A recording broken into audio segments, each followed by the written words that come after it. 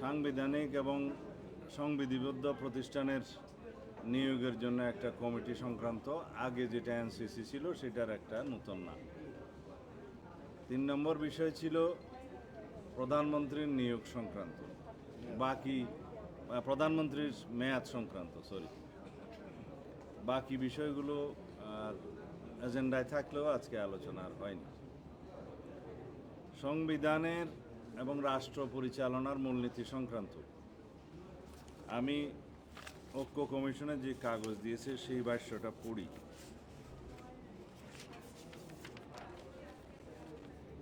সংবিধানে রাষ্ট্র পরিচালনার মূলনীতি হিসেবে সাম্য, মানবিক মর্যাদা, সামাজিক সুবিচার, গণতন্ত্র এবং ধর্মীয় স্বাধীনতা ও সম্প্রীতি এই কথাগুলো উল্লেখ থাকবে।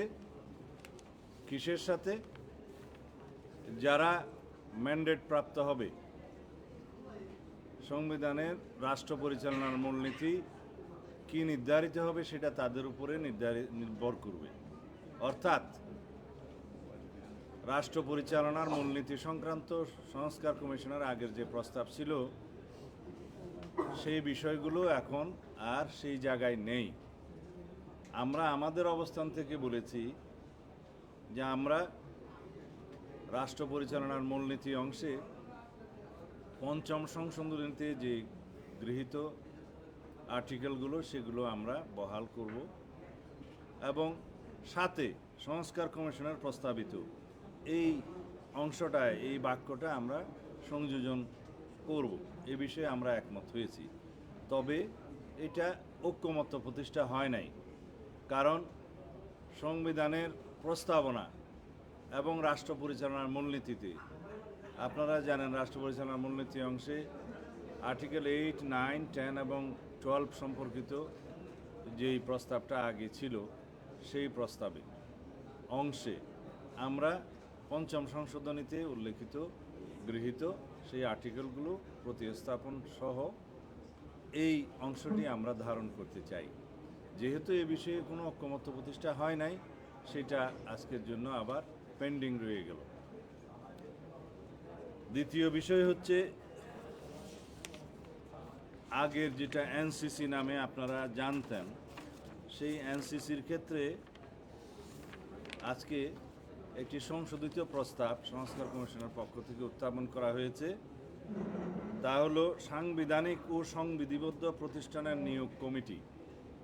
ওনারা একটা কমিটির প্রস্তাব করেছেন, তার মধ্যে প্রধানমন্ত্রী, স্পিকার নিম্নকক্ষের, স্পিকার উচ্চকক্ষের, বিরোধী দলীয় নেতা, প্রধান বিরোধী দল ব্যতীত অন্যান্য বিরোধী দল সমূহের একজন প্রতিনিধি, রাষ্ট্রপতির প্রতিনিধি উইদিন ব্র্যাকেট আইনের মাধ্যমে নির্ধারিত সম্পন্ন।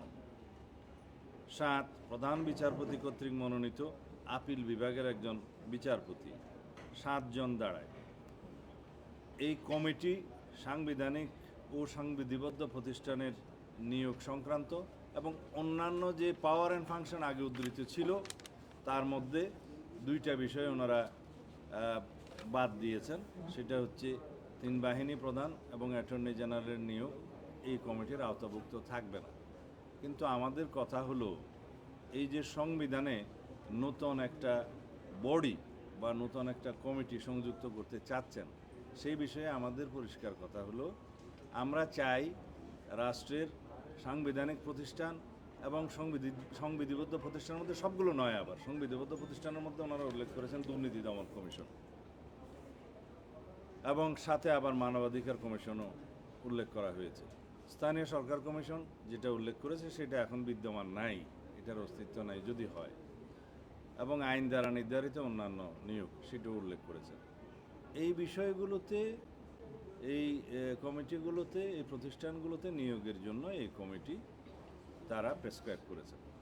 এখানে আমাদের বক্তব্য হলো রাষ্ট্রে সাংবিধানিক প্রতিষ্ঠানে নিয়োগের জন্য যে সমস্ত সাংবিধানিক প্রতিষ্ঠানের জন্য বিদ্যমান আইন রয়েছে তার মধ্যে সংস্কার করা হোক এবং ওইখানেই সার্চ কমিটিগুলো নির্ধারণ করে দেওয়া হোক যেখানে নির্বাহী বিভাগের প্রভাবমুক্ত হয়ে সেই সাংবিধানিক প্রতিষ্ঠানসমূহের আইনে নিয়োগের ব্যবস্থা থাকে এবং সেখানে আমাদের এডিশনাল বক্তব্য হলো সেই প্রতিষ্ঠানগুলোর জবাবদিহিতা এবং স্বচ্ছতা বজায় রাখার জন্য সেই আইনে বিধান থাকতে হবে।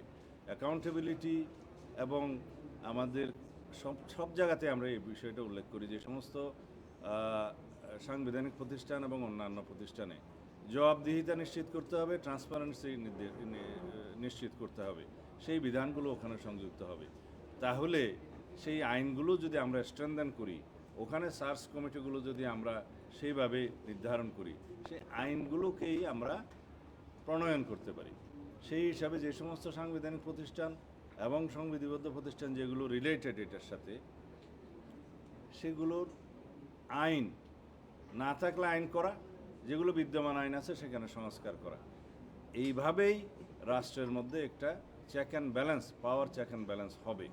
এবং আমরা তার সাথে এটাও যুক্ত করেছি, যেহেতু কেয়ারটেকার সরকার ইন প্লেস হয়েছে যে নামেই হোক, সেই কেয়ারটেকার সরকারের অধীনে স্বাধীন নির্বাচন কমিশন যদি স্বাধীনভাবে নির্বাচন পরিচালনা করে এবং জুডিশিয়ারির কমপ্লিট ইন্ডিপেন্ডেন্স আমরা এনশিওর করতে পারি এবং ফ্রিডম অফ প্রেস যদি এনশিওর করতে পারি, আর অন্যান্য যেগুলো রিলেটেড দুদক সহ অন্যান্য প্রতিষ্ঠানগুলোকে যদি আমরা শক্তিশালী করতে পারি, এইখানেই গণতন্ত্রের রক্ষা কবচ হিসেবে তারা কাজ করবে।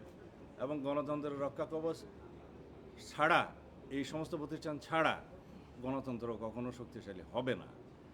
আর যদি ফ্রিডম অফ প্রেস যে দেশে বেশি, সেই দেশে আপনারা জানেন গণতন্ত্র শক্তিশালী হয়, সেটা ক্রমান্বয়ে শক্তিশালী হয়ে উঠছে এবং ইন্ডিপেন্ডেন্স অফ মানে ফ্রিডম অফ প্রেস আমরা দেখতে পাচ্ছি আরও গ্র্যাজুয়ালি সেটা ইমপ্রুভ করবে বলে আমরা বিশ্বাস করি। এগুলো না করে শুধুমাত্র নির্বাহী বিভাগকে ক্ষমতা কমিয়ে নির্বাহী বিভাগের ক্ষমতাকে সব জায়গায় কার্টেল করে একটা সুষ্ঠু সরকার পরিচালনা, রাষ্ট্র পরিচালনা কখনো সম্ভব হয় না। আমরা যদি সবসময় মাথায় রাখি যে এক ব্যক্তি স্বৈরাচার হয়েছিল, সেই জন্য নির্বাহী বিভাগকেই দুর্বল করতে হবে এবং লেজিসলেচারকে, সংসদকে দুর্বল করতে হবে, এই আইডিয়া থেকে আমাদের বেরোতে হবে। আমরা একটা নতুন যাত্রা শুরু করেছি, সেই জন্যে আমরা সংস্কার প্রস্তাব দিয়েছি অনেক আগেই, এবং সেই সংস্কার কমিশনগুলো পরে গঠিত হয়েছে এই সরকার আসার পরে। আমাদের সংস্কার প্রস্তাব আরও অনেক আগে দেয়া হয়েছে 31 দফা। তার আলোকে আমরা রাষ্ট্রের রাষ্ট্র কাঠামো, গণতান্ত্রিক সংস্কার, সংবিধানের গণতান্ত্রিক সংস্কারের মধ্য দিয়ে রাষ্ট্রে একটি ভারসাম্যমূলক রাষ্ট্রীয় ব্যবস্থা এবং সরকার ব্যবস্থা আমরা প্রতিষ্ঠা করতে চাই, যার মধ্য দিয়ে দেশের অর্থনৈতিক মুক্তি হবে, যার মধ্য দিয়ে গণতন্ত্র শক্তিশালী হবে এবং আমরা সেই গণতান্ত্রিক কালচার, এই সংস্কৃতিগুলো চর্চার মধ্য দিয়ে সামনে আরও বেশি গণতান্ত্রিক প্রতিষ্ঠানগুলো আরও শক্তিশালী হবে। এটা হলো আমাদের বক্তব্য। সুতরাং আমরা এই বিষয়ের সাথে একমত হতে পারিনি এই কমিটি সংক্রান্ত। আমরা বলেছি আইনগুলো প্রণয়ন করা হোক, সংস্কার করা হোক, শক্তিশালী করা হোক। 3 নম্বর বিষয় প্রধানমন্ত্রীর মেয়াদ সংক্রান্ত। আমরা বলেছিলাম, এর আগের দিনও আপনাদের সামনে বলেছি, প্রধানমন্ত্রীর মেয়াদ সংক্রান্ত একটা পপুলার মতামত এসেছিল যে সর্বোচ্চ 10 বছর জীবদ্দশায় কোনো ব্যক্তি প্রধানমন্ত্রী হিসেবে বহাল থাকবেন না, সেই প্রস্তাবটা আলোচনা হয়েছিল। তা আমরা বলেছিলাম আমরা দলীয় ফোরামে সেটা আলোচনা করে তারপরে জানাবো, এবং সাথে বলেছিলাম যে এই এনসিসি অথবা এনসিসির মতো আর কোনো বডি যদি নির্বাহী বিভাগের কর্মকাণ্ডে বাধাগ্রস্ত করে অথবা ইন্টারফেয়ার করে সেরকম কোনো ব্যবস্থা থাকলে আমরা হয়তো সেই প্রস্তাবটা গ্রহণ করতে পারবো না।